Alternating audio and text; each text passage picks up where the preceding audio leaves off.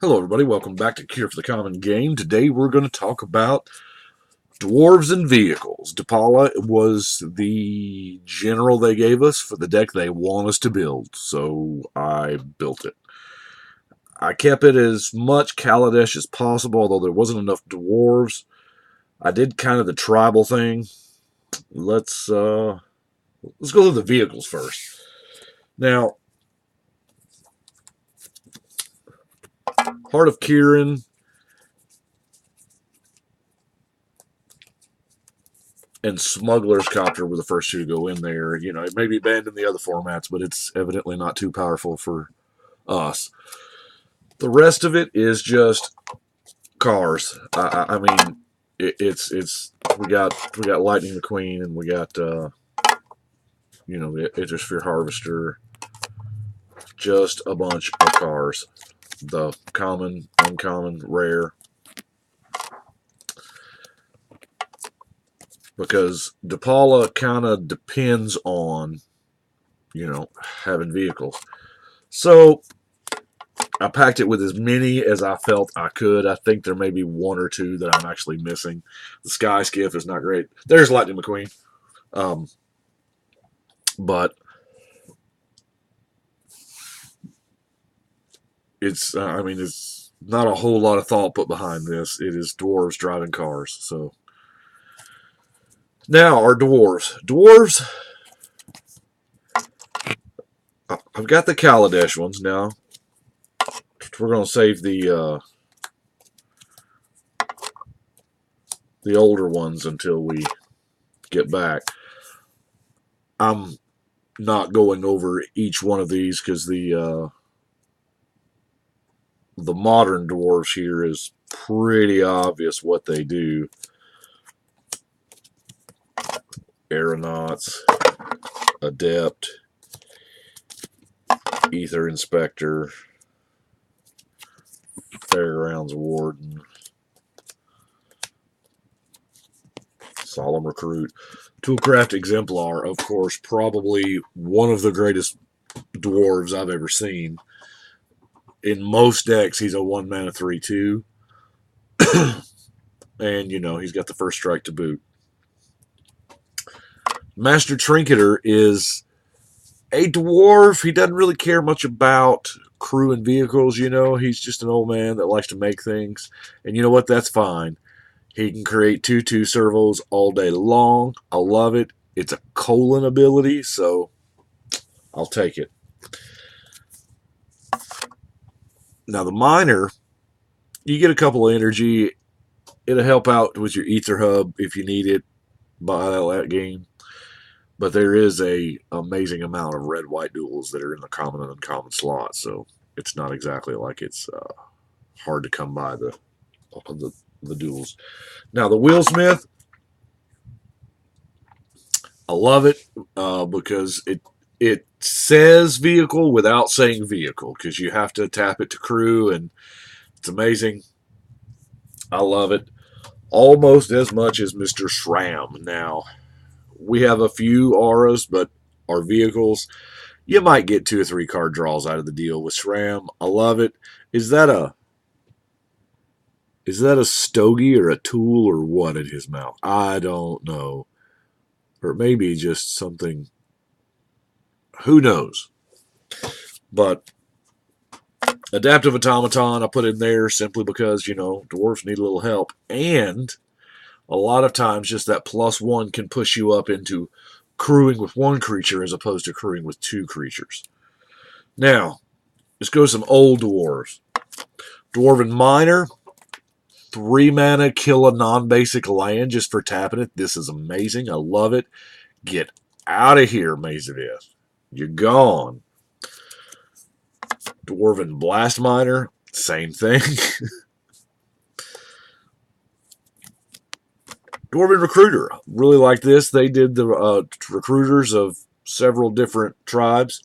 And, Dwarf Tutor, I like it. Bloodfire Dwarf does a great job of killing all those nasty 1 toughness creatures that are out there.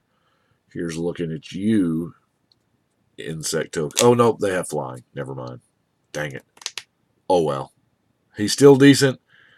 Wrecks goblins and elves. That's for sure. Saprolings.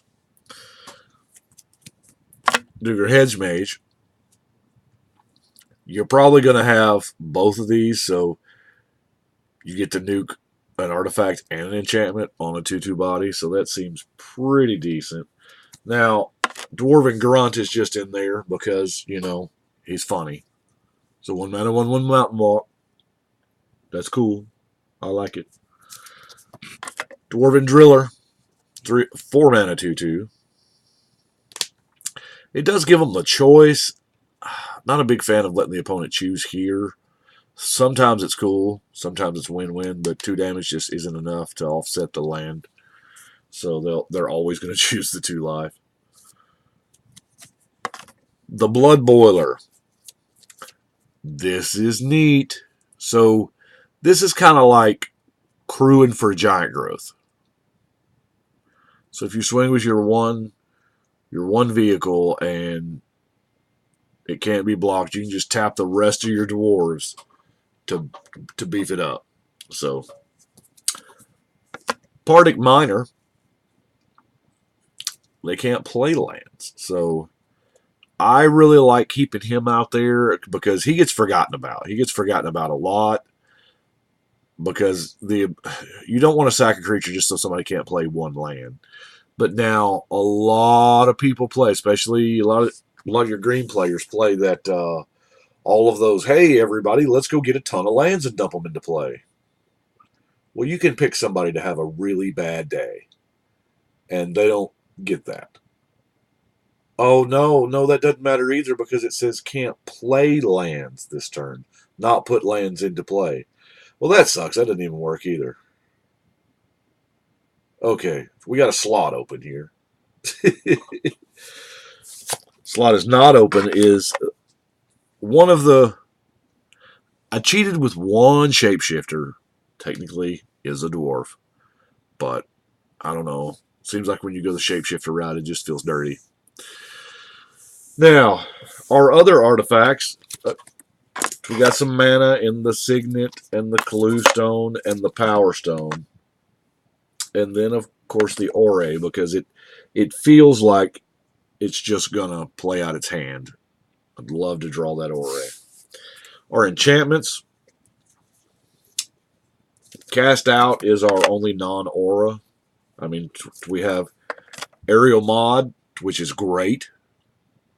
And then Caught in the Brights, which Caught in the Brights is enough right there to make me want to, like, find some enchantment recursion because it exiles it. I think that's what a lot of people are missing is the fact that it's that good. And anytime we can exile something in our format, that's the answer. And then Siege Mod. I like giving vehicles first strike in 3-0. And then to revoke privileges is not... Yes, it just seemed to fit thematically. I mean, it's like I said, I tried to keep it as much inside Cali block as possible, but this just... Instead of a pacifism type effect, this is what I chose because it just fits the theme, you know? Now, Refurbish is going to go get one of those vehicles that, you know, got blown up because nobody likes the heart. Here we go.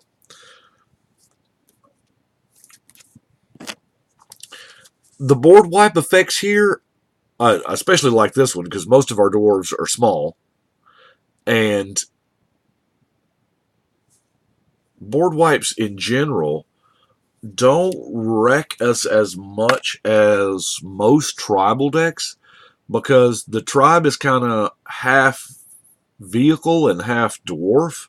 So, yeah, you lose a couple of dwarves in a board wipe, big deal. Your vehicles aren't creatures, so until you make them creatures. I thought it was neat. Start your engines is, of course, the coup de grace. You're probably just gonna win. Or, well, maybe not win, but you're probably just going to knock somebody out. By force targets all those crazy artifacts. Now, hijack is another thematic card. It would seem like that race car driving dwarves would know how to hijack a car. So that's, I mean, it just, to me, that logically fits. So that I put it in there. We have Deckstone to protect us from, the infinite tokens of whatever. And then another kill spell is you know how red kill spells work that are sorceries. You spend a red, you spend a ton of mana, and you win, right? That's exactly how Wave of Indifference works. It just says X creatures can't block. It may actually be mana for damage. May, depending on your board state, it may be better than a fireball. So, depending on the dudes you have at the time. Hashtag dude math. Anyway, it's built to smash. Believe it or not, I didn't have the white one. It's a common. I couldn't. Yeah, weird. Rebuff the Wicked. Y'all heard me talk about it before. Nobody sees it coming. And really, the only thing you care about countering is something that's going to interfere with your junk anyway. So, yeah, don't counter board wipes or non-targeting things. But, hey, nobody sees the Rebuff the Wicked coming. Boros Charm. I still, hands down, think this is the best charm ever made. I mean, here we have... Let me see if I can't clear this up a little bit. Because I want you to be able to read exactly how awesome this is. 4 damage to a player. All your permanents are indestructible. Or double strike till end of turn. Wow. This... love me some Boros Charm. Chaos Warp is our enchantment control that Morrow does not want us to have, which I completely and totally understand. It's out of Red's color pie. It should not exist. Kind of a color pie purist myself. I do play it. I don't have a lot of copies of it, but there are times when, it's just got to go. And let's face it, we're playing small dudes and artifacts. And so it ain't like these artifacts beef up our dudes, or, I mean, it's... yeah, it's pretty necessary. And our last card is, of course, Double Cleave. I love Double Cleave. The instant ability to just pass out first strike, the blink of an eye, is wonderful. Well, I do appreciate y'all watching. Y'all let me know what you think. This is pretty much a basic Depala build. She's not really extravagant or anything, but it's like they gave us all the cards for it and pushed us to make it. So here we go. This is what they wanted. Thank you very much. But right now, I think we're going to shuffle and cut.